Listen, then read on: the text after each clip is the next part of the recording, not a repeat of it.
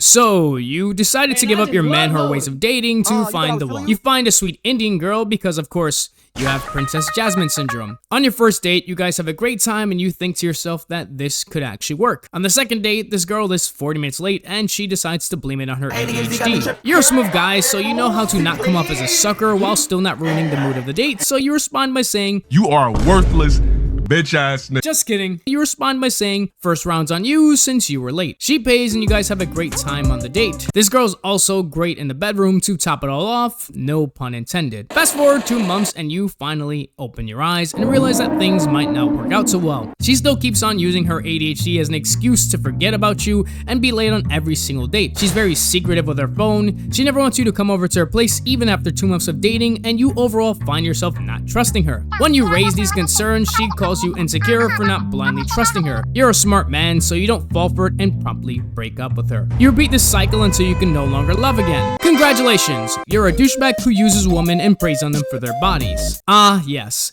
The slow motion car crash of slow dating. Where did you go wrong? Once upon a time, dating was a marathon, not a sprint. But nowadays, it seems like if you're not Usain Bolt, you're not making the cut. Many men actually share this sentiment as they feel like they have to choose between being Mr. Nice Guy and getting ghosted by every girl, or actually getting laid and being called a detached predator who can't get over an ex that hurt him back in high school. One factor to consider is the infamous ick that inexplicably turns off women at any moment of hesitation or minor inconvenience caused by the man. Imagine, you're on a date and everything's going great until you decide to, heaven forbid, run for a bus. Suddenly, you're not Prince Charming, you're just charmingly out of the race of getting her heart. The result? A lot of guys feeling like they need to play games or lie about their intentions to avoid wasting their time and money on a relationship that could vanish for seemingly no reason. And talking about vanishing, let's talk about the thing that always happens when respect vanishes from a relationship: infidelity. According to a study cited by relationship expert Michael Sartain, women who cheat are likely to have had 230% more past sexual partners than those who don't. The GSS does this study where they looked at the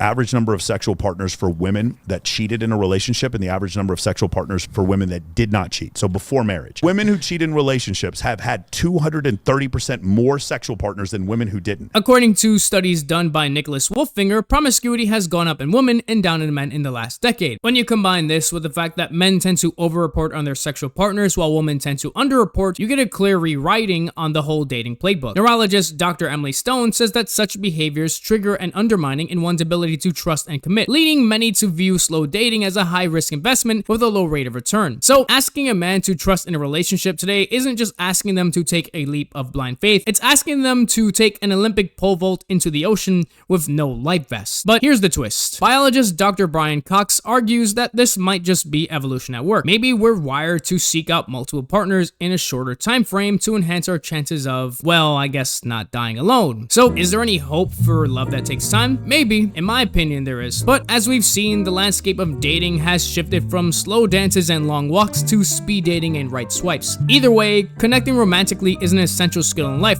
So as I always say, practice does make perfect. So don't get upset if things don't work out the first time around. And until next time, peace.